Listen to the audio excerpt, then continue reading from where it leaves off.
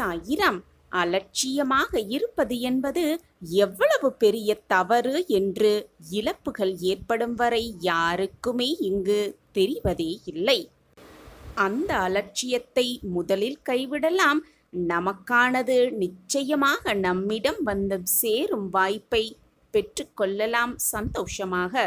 ஜெய் சாயிரம், ஜெய் ஜெய் சாயிரம். நம்ம சாயன்பர்கள் எல்லாரும் எப்படி இருக்கீங்க? எல்லாரும் நல்லா இருப்போம். ஓம் சாயிரம். என் அன்பு பிள்ளையே, இதுதான் உன் வாழ்வில் நடக்கப் போகிறது. இப்படித்தான் உன் வாழ்வு இருக்கப் போகிறது. இதுதான் உன் வாழ்வில் நடக்கும் என்பதை உனக்கு உணர்த்தவே இப்பொழுது உன் சாயப்பா உன்னை தேடி வந்திருக்கிறேன். ஆம் குழந்தையே, தாண்டி போகாமல் நம்பிக்கையோடு இதை கேள். வானத்தில் பறப்பதற்குத்தான் சிறகுகள் தேவை என் பிள்ளையே.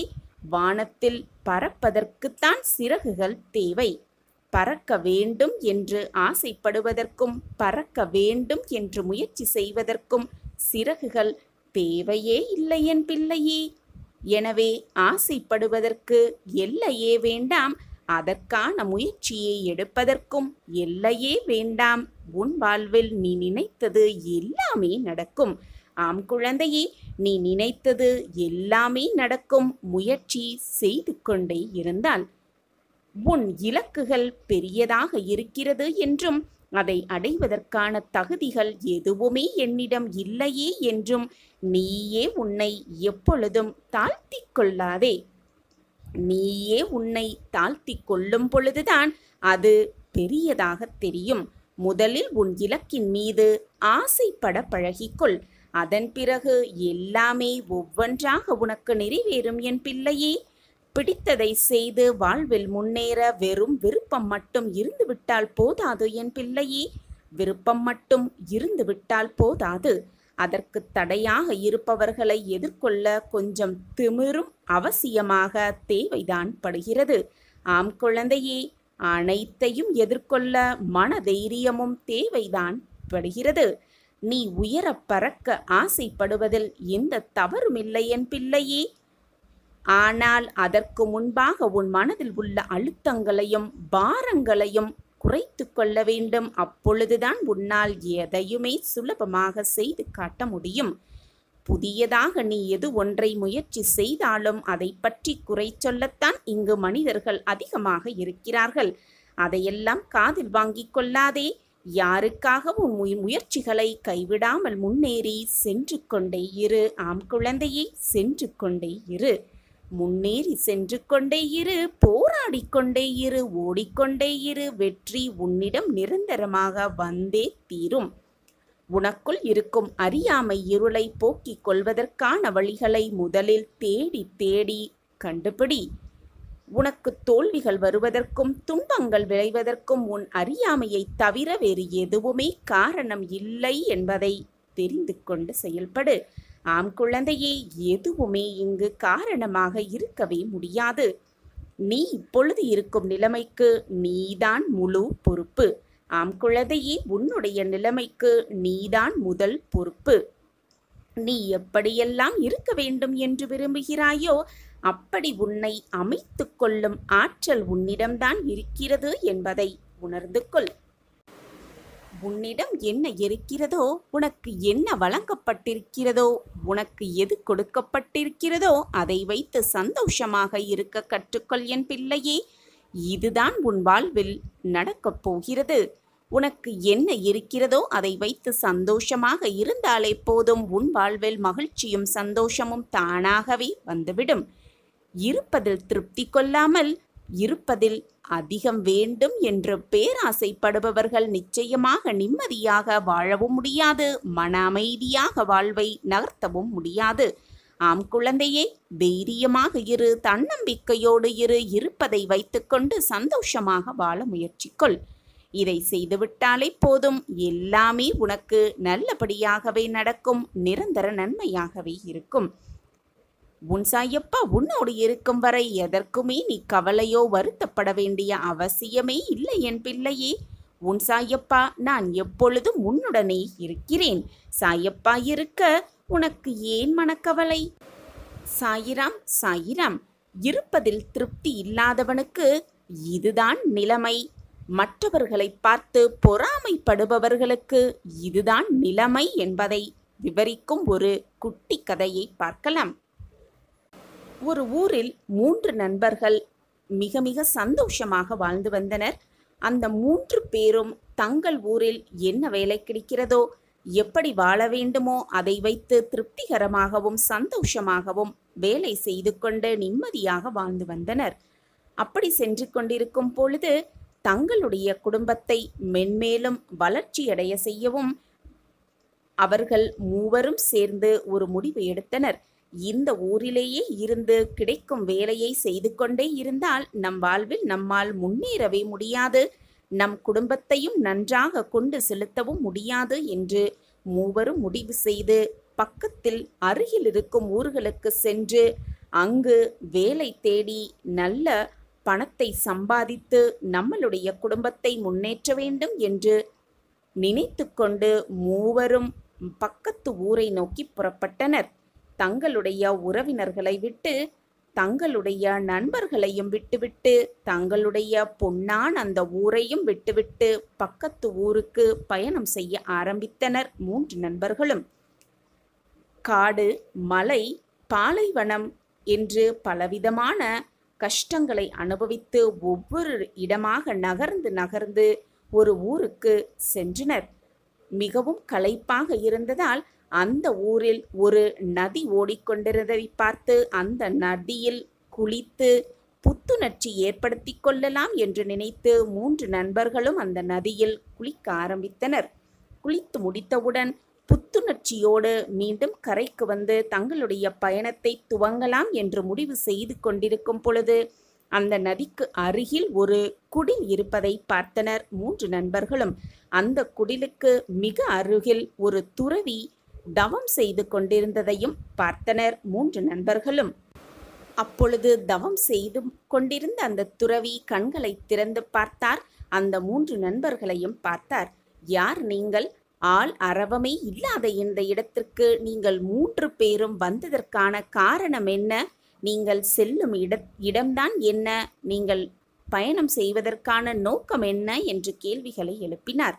உடனே அந்த 3 பேரும், நாங்கள் எங்கள் வாழ்வில் பணக்காரர்களாக செல்வந்தர்களாக மாற வேண்டும், எங்கள் வாழ்க்கை தரத்தை உயர்த்தி கொள்ள வேண்டும், எங்கள் குடும்பத்தை மிக மிக பிரம்மாண்டமாக காப்பாற்ற வேண்டும் என்று பதில் உரைத்தனர் 3 நண்பர்களும்.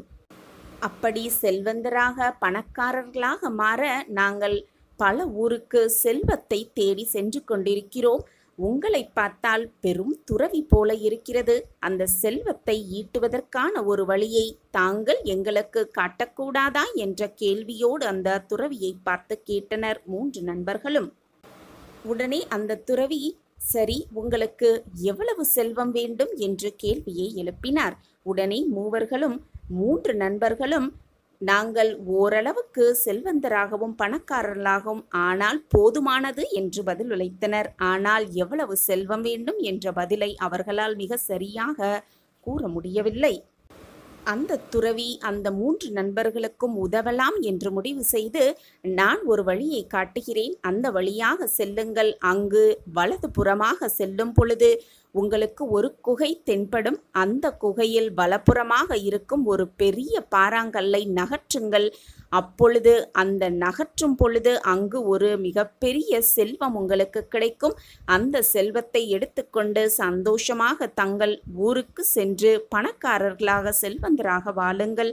மேலும் செல்வத்தை தேட வேண்டாம் என்று அறிவுரை சொல்லி அந்த துறவி 3 நண்பர்களுக்கும் கூறினாராம். அந்த 3 நண்பர்களும் மிகவும் சந்தோஷமடைந்து துறவிக்கு நன்றியை சொல்லிவிட்டு துறவி காட்டின அந்த திசையை நோக்கி வேகமாக நடந்தார்கள். செல்வம் கிடைக்கப் போகிறது என்ற சந்தோஷத்தில், ஆனந்தத்தில் வழக்கத்தை விட மிக வேகமாக நடந்தார்கள் 3 நண்பர்கள். அப்படி நடந்து கொண்டே இருக்கும் பொழுது வழியில் ஒரு குகையும் தென்பட்டது. மிக ஆனந்தமாக அந்த குகைக்குள் சென்று வலப்புறமாக இருந்த ஒரு பாறையை நகர்த்த வேண்டும் என்ற துறவியின் கட்டளைப்படி அந்த பாறையை நகர்த்தினார்கள். அந்த இடத்தில் சிறிது தோண்டியும் பார்த்தார்கள். அப்பொழுது அங்கு வெள்ளியிலான புதையல்கள் நிறைய இருந்தது. அதை பார்த்த 3 சந்தோஷம். அதில் ஒரு நண்பன், இந்த வெள்ளியே போதும், நாம் ஓரளவு செல்வந்தராக வாழ முடியும், இதை எடுத்துக்கொண்டு நம் ஊர் பக்கம் போகலாம் என்று முடிவு சொன்னான்.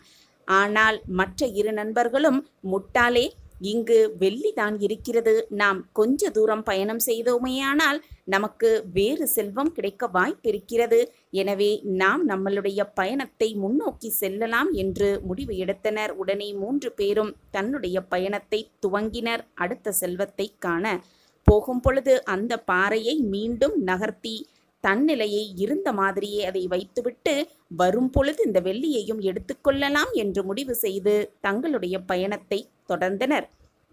சென்று கொண்டிருக்கும் வழியில் மீண்டும் ஒரு குகையை கண்டனர். பார்த்த மூவருக்குமே ஆனந்தம், சந்தோஷமாக அந்த குகைக்குள் நுழைந்தனர். வலப்புறமாக திரும்பினர். அங்கேயும் ஒரு பாறை அமைதியாக இருந்தது. அந்த பாறையை நகர்த்தி அதனுள் என்ன இருக்கிறது என்று பார்க்கும் ஆர்வத்தில் மிக ஆனந்தமாக அந்த பாறையையும் நகர்த்தினார்கள். சிறிது தோண்டி பார்த்தனர். அங்கு குடம் குடமாக தங்க புதையல் காத்து கொண்டிருந்தது.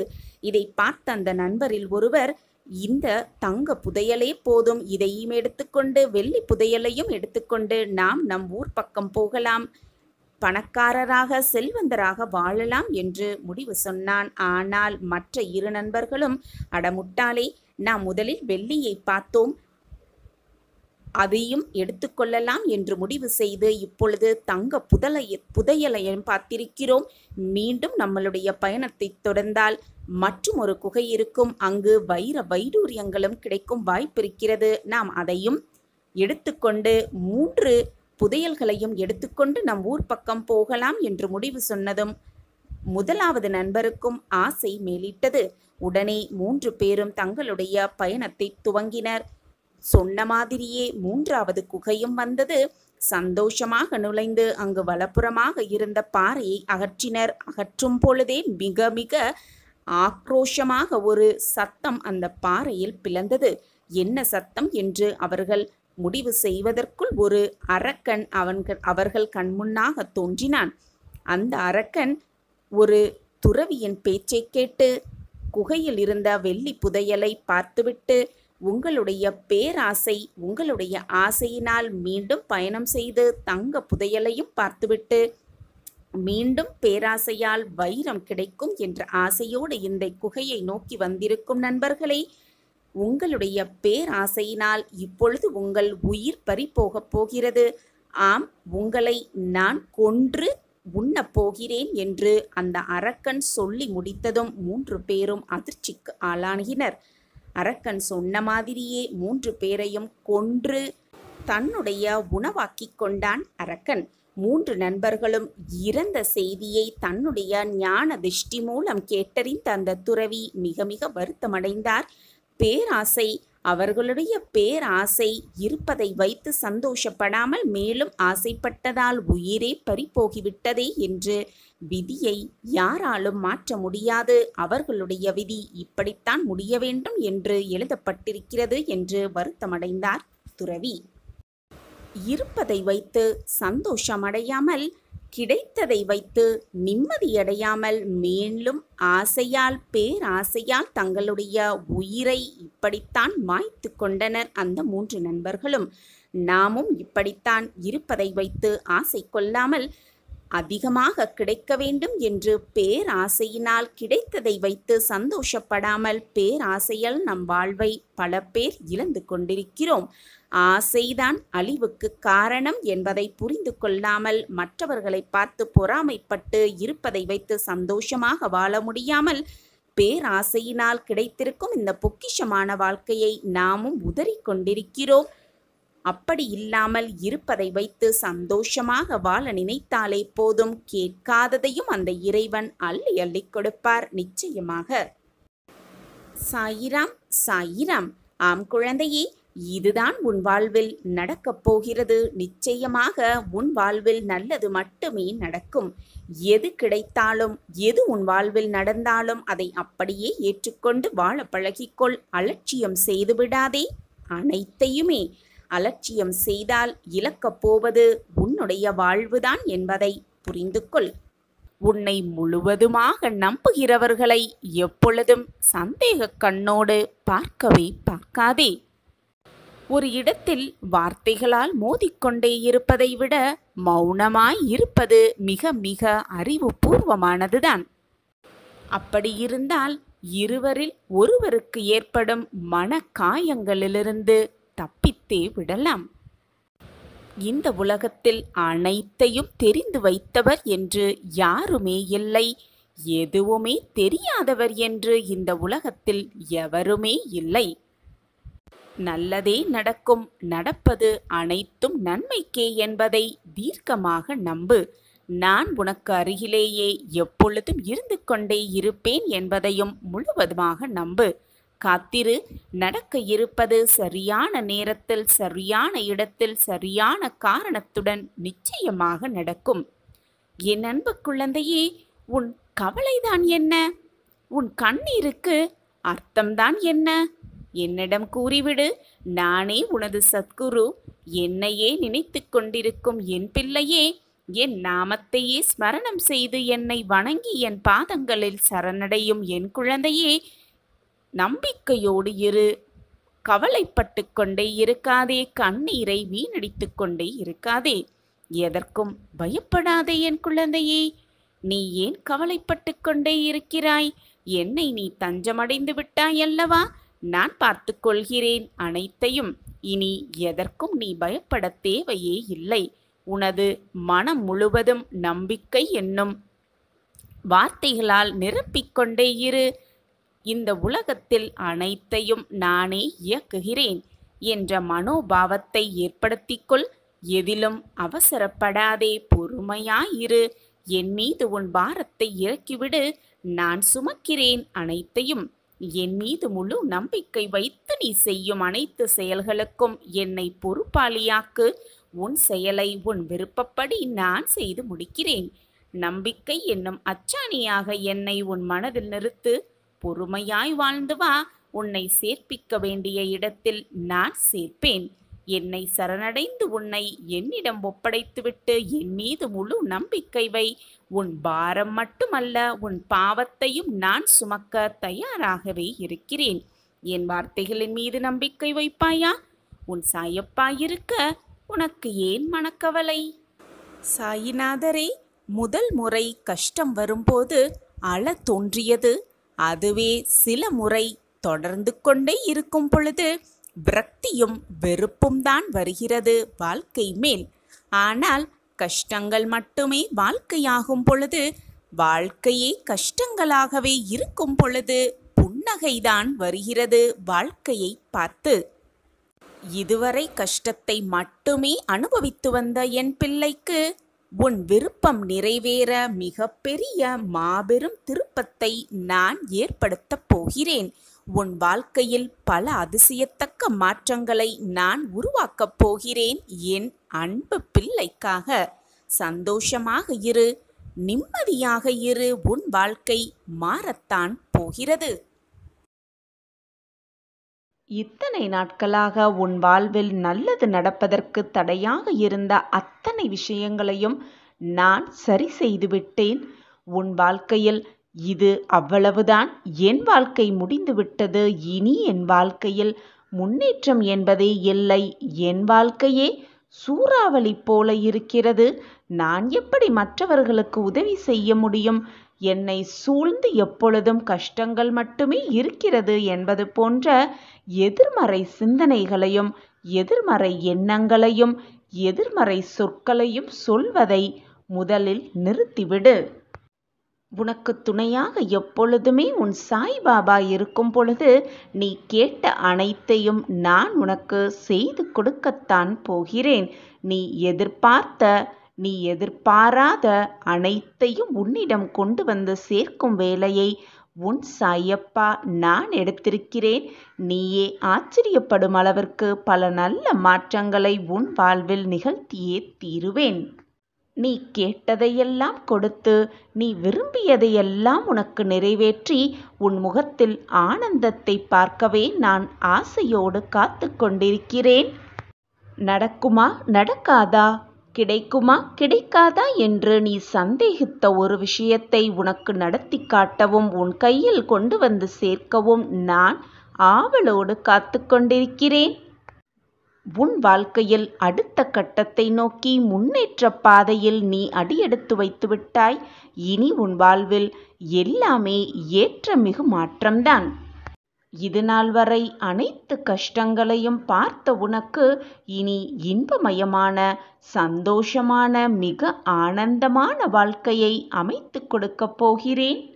ஆரம்பத்தில் நீ என்னை நோக்கி வரும் பொழுது எந்த ஒரு விதமான நம்பிக்கையில்லாமல் எதிர்பார்ப்பில்லாமல் மற்றவர்கள் கூறுகிறார்களே, மற்றவர்கள் எடுத்துரைக்கிறார்களே என்றுதானே என்னை நோக்கி வந்தாய். அதற்கு பிறகு என்மேல் தீர்க்க முடியாத நம்பிக்கையும் என்மேல் முழுவிதமான ஆத்மார்த்தமான உணர்வும் மாறியிருப்பதை நான் நன்றாக அறிந்து கொண்டேன். நீ என்னிடம் வைத்த பிரார்த்தனை ஒவ்வொன்றாக நிறைவேறியதை பார்த்து நீ என்னிடம் வைத்த வேண்டுதல் எல்லாமே உனக்கு சாதகமாக நிகழும்போது நீ என்மேல் வைத்திருக்கும் நம்பிக்கையும் பக்தியும் இன்னும் அதிகமானது தவிர குறையவே குறையவில்லை. இந்த நிமிடம் உன் மனதில் என்னென்ன ஆசைகள் ஓடிக்கொண்டிருப்பது என்பதை சற்று சிந்தித்துப் பார். உன் மனதில் என்ன ஓட்டம் ஓடுகிறது என்பதை சற்று நிதானமாக சிந்தனை செய்து பார். நீ என்னதான் வளர்ந்தாலும் என்னதான் வெற்றியை அடைந்தாலும் கோபுரத்தின் உச்சியில் உட்கார்ந்திருந்தாலும் நீ எனக்கு குழந்தைதானே. அப்படி இருக்கும் பொழுது உனக்கான அத்தனை தேவைகளையும் பூர்த்தி செய்பவன் உன் தந்தையாகிய உன் சாயி தேவாதானே. உன் மனதை காயப்படுத்தி உன்னை வேதனைப்படுத்தி உன்னை துன்பமடைய வேண்டும் என்று நினைப்பவர்களை நான் பார்த்து கொள்கிறேன். காலம் அவர்களுக்கான நல்ல பதிலை கொடுக்கும்.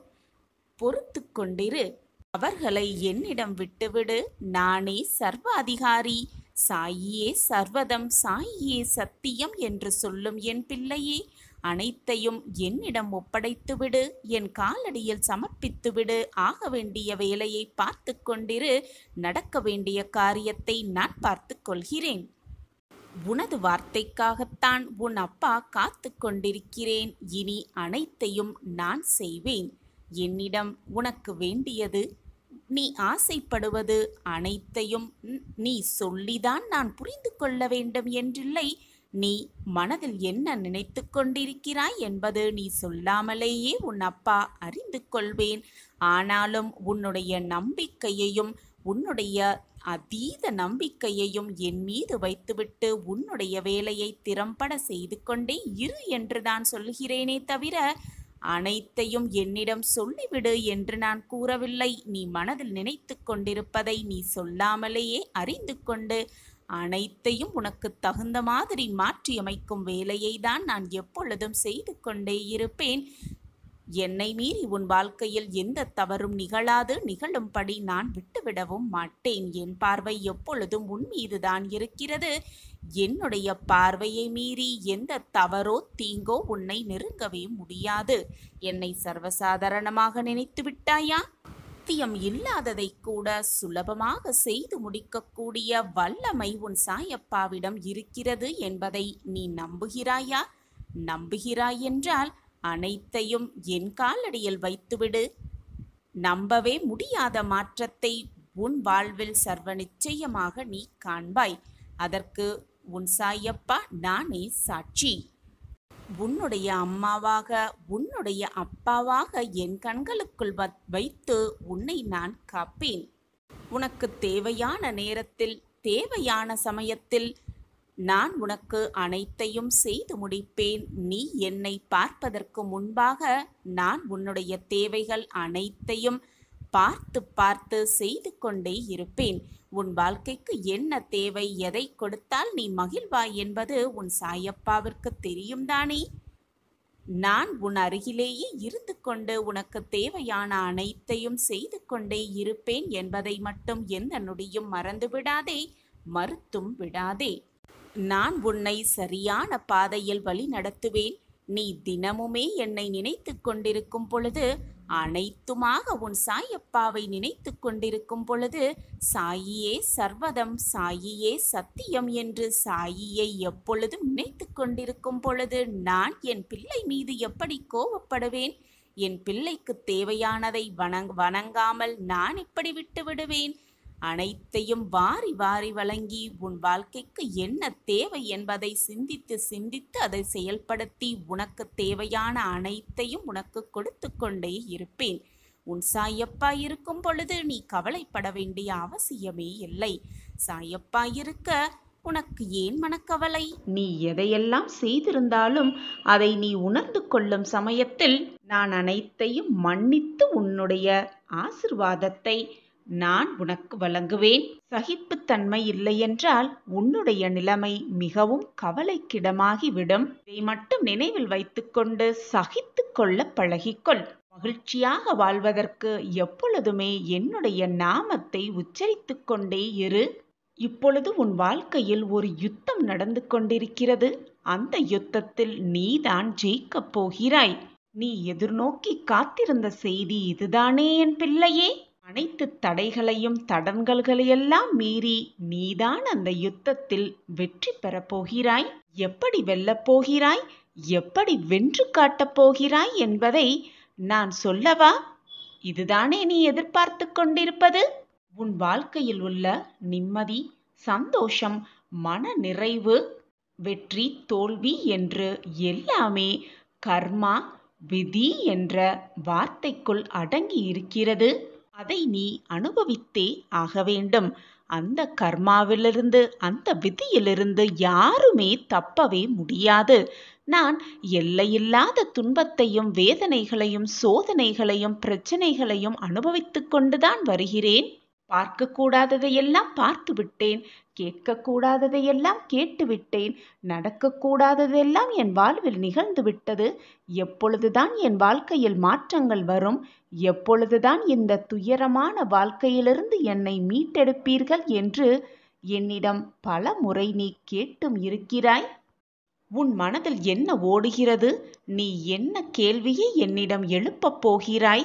உன் மன ஓட்டத்தில் என்ன ஓட்டம் ஓடிக்கொண்டிருக்கிறது என்பதை உன் மனம் அறிவதற்கு முன்பே எனக்கு புரியும் என் குழந்தையே. இந்த உலகத்தில் உள்ள அனைவருமே பஞ்சபூதங்களின் அடிப்படையில்தான் இயங்கிக் கொண்டிருக்கிறார்கள். இந்த உலகமே இயங்கிக் கொண்டிருக்கிறது என்பது புரிந்து கொள். இந்த உலகத்தில் அனைத்திற்குமே ஒரு எல்லை இருக்கிறது. அனைத்திற்குமே இறைவன் ஒரு எல்லை வைத்திருக்கும் பொழுது அவரால் படைக்கப்பட்ட மனிதனுக்கு ஒரு எல்லை இருக்காதா? அந்த மனிதனில் உனக்கும் ஒரு எல்லை இருக்கத்தான் செய்யும். உன் கஷ்டங்களுக்கு ஒரு எல்லை இருக்கிறது. உன் துயரங்களுக்கு ஒரு எல்லை இருக்கிறது. உன்னுடைய மனவேதனைகளுக்கு ஒரு முடிவு இருக்கிறது என்பதை தீர்க்கமாக நம்பு. அப்பொழுது உன் வாழ்க்கையில் எல்லாமே சுகமாகவே இருக்கும். எல்லையே இல்லாத இன்பமும் எல்லையே இல்லாத துன்பமும் இந்த உலகத்தில் ஒரு மிக பெரிய மாயை. இப்பொழுது நீ படும் கஷ்டங்களையும் போராடி கொண்டிருக்கும் உன்னுடைய மனநிலையையும் வேதனைப்பட்டு கொண்டிருக்கும் உன் மனதையும் நான் அறிந்து கொண்டுதான் இருக்கிறேன். உன் மன என்ன ஓட்டங்களில் என்ன ஓடிக்கொண்டிருக்கிறது என்பதும் எனக்கு தெரியும் குழந்தையே. ஆனால் உனக்கான நேரம் வரும்பொழுதுதான் எல்லாமே உனக்கு சாதகமாகவே அமையும். நீ நினைத்த வாழ்க்கையை வாழலாம். நீ கேட்டதை பெற்றுக்கொள்ளலாம். நீ விரும்பியதை ஏற்றுக்கொள்ளலாம். நீ ஆசைப்பட்டதை நிறைவேற்றிக் கொள்ளலாம். எல்லாம் அமைத்து கொள்ளலாம். ஆனால் உனக்கான நேரம் வரும் வரை பொறுமையாக காத்திரு. உனக்கான அந்த நல்ல நேரம் வந்துவிட்டது. இன்னும் சில மணி நாட்களே. நீ காத்திருந்த செய்தி இதுதானே? உன் மனதில் பல மாற்றங்கள் நிகழும். அந்த மாற்றம் நிகழும் பொழுது உன் மனதில் ஏற்படும் எண்ணங்களும் அது மட்டும் அல்லாமல் நீ எடுக்கும் முயற்சிகள் எல்லாமே வெற்றி பெறும். உனக்கு சாதகமாகவே முடியும்.